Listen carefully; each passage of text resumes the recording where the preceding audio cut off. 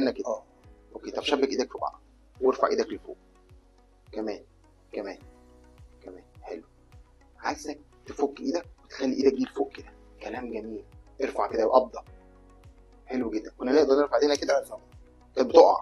بتقع. فالمهم الحمد لله رب العالمين عملنا العمليه. فطبعا جات له بعد اسبوع، طبعا عمل تغيير. جات بعد الاسبوع الثاني عمل فك الغرز.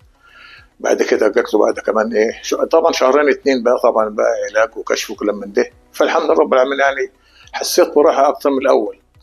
الاول طبعا ما كانش في نوم بالليل، ما كنتش بنام نهائيا من وجع ومنتهى، ما كنتش بنام نهائيا. دلوقتي الحمد لله رب العالمين انا بادئ حاليا دلوقتي في العلاج الطبيعي.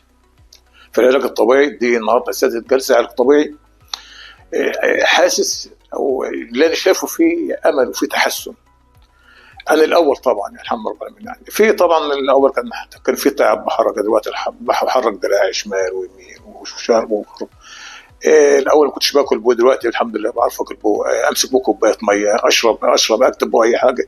الحمد لله رب العالمين يعني في تحسن عن الاول الحمد لله رب العالمين. وطبعا الفضل لله سبحانه وتعالى، والفضل للدكتور الخلق الدكتور عماد رفايل. طبعا حقيقه انا بقول له خلق لانه فعلا صاحب خبره وصاحب خلق.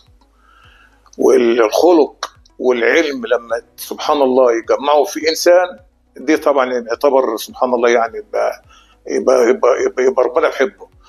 وطبعا الدكتور من حظ المريض ان يكون دكتور يقع مع دكتور فاهم، او دكتور حاسس، او دكتور عارف. والحمد لله رب العالمين انا معاهم النهارده اهوت استقبال كويس الحمد لله رب العالمين.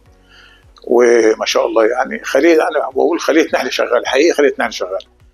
يعني كل واحد عارف شغله، وكل واحد عارف نظامه، وكل واحد دي يسلم ده ودي وضع ده. الحمد لله رب العالمين يعني اشكر، او الحمد لله رب العالمين يعني اشكر الفرصه الطيبه اللي خلتني اجي هنا المركز.